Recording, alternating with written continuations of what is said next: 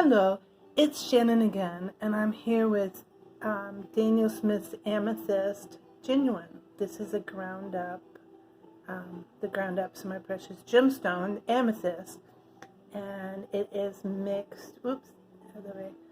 You can see from the little side label, it's genuine amethyst mixed with gum Arabic solution, and it's series 4.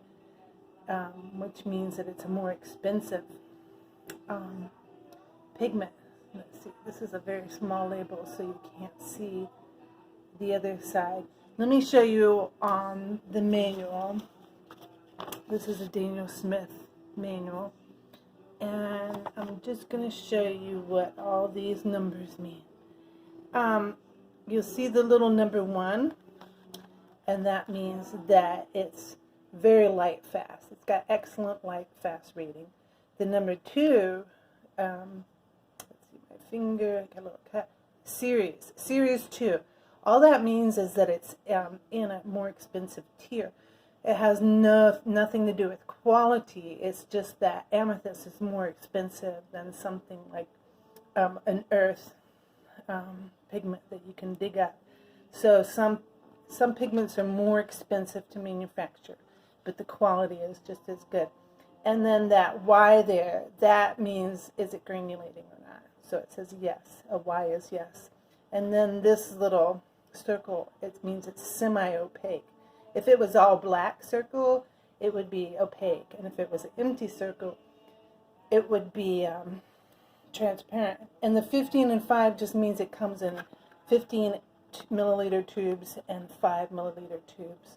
And that little P is the Primatech line. All of the semi-precious gemstones have that little P next to them. So let's get to it. We're going to make a little landscape squash, and I have a few here from different individual pigments that I've already made little YouTube videos of, so you can look for those. I'm sitting down, sorry about the banging.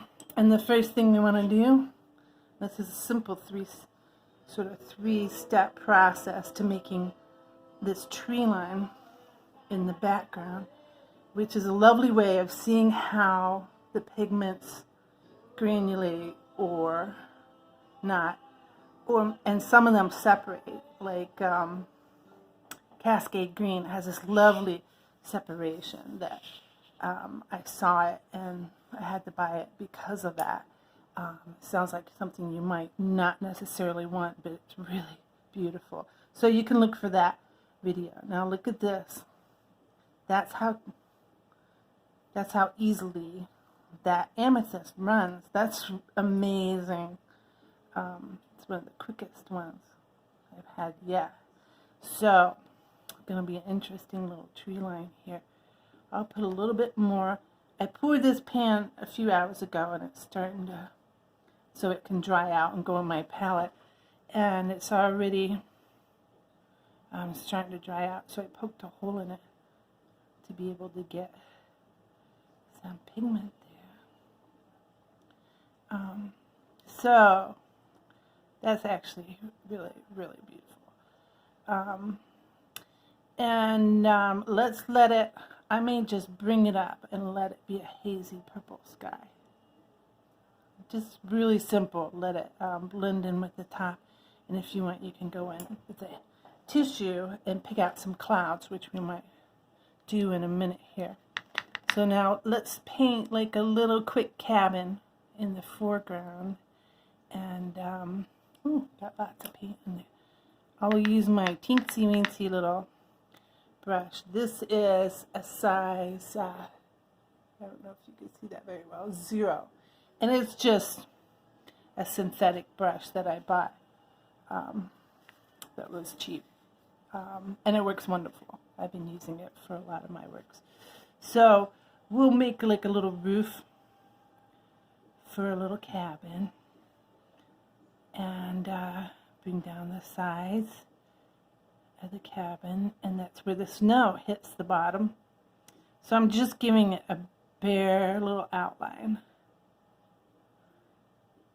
And there's some snow on the chimney And we'll do a little door. I'm pretty much doing the same sort of cabin for all of them, which is easy and fast. And alright, I'm gonna get some darker stuff actually and do a little door. Darken the door. That's too dark, too thick. So these little bitty, nowadays the brushes, synthetic brushes, are pretty good. Okay, we'll get some more watered down stuff and go along under the roof line. This is Arsh 140-pound paper, and make like a little. Okay, we'll add a little more to that in a minute. Oh, here, we'll get the chimney. Later on, we'll drop more shadow on the left side of the chimney. But why don't we give it a little bit of snow? Make the foreground just kind of, there's always some sort of shadows in the snow as a little, and that's a little bit dark. So I'm going to take my handy dandy little rag there and lighten that up. You can use a tissue. I like to reuse them. And I don't know if you can see, I'm seeing some sparkling in the shadow. I'm going to hold it up in a minute so that you can see some sparkling. But let's do a couple of things first. So here's an example of how to use, and I don't know if I have quite enough purple in the sky. There. I'm going to just use a tissue and kind of crumple it up into sort of a little point here and give it little. Just do that, and there's sort of a shadow. And you can turn it in a different direction. Excuse me, not a shadow. I mix up my words sometimes. Little cloudiness. And then, if you want to make some, depending on how dry it is, you either scratch out some white trunks for the trees. If it's wet, then when you bring it up, it'll be some tree branches. The pigment will settle in that groove. So this is just a little dip pen, and you can buy these plastic holders for $1 or $2, and these little pen nibs, which you gotta just be careful for that tip. And use them over and over again. You know, and keep them wet. They'll rust if they get wet and don't dry out very well. I'm not being careful how I scratch in there right now. But so you get the gist. You can do a better job than I just did. That was kind of quick. So we'll lay in a little more color on this cabin now that it's a little dry. And I just went over it really quickly. I didn't scrub it, so it's nice that the colors underneath didn't blur. And I'm putting a little more shadow on that side of the chimney. And then, you know, you can keep working it. You can certainly take your time and do a better job than I just did. I'm going to lift it up so you can hopefully see that it has some sparkle. You're seeing the wet. Let me get the light here.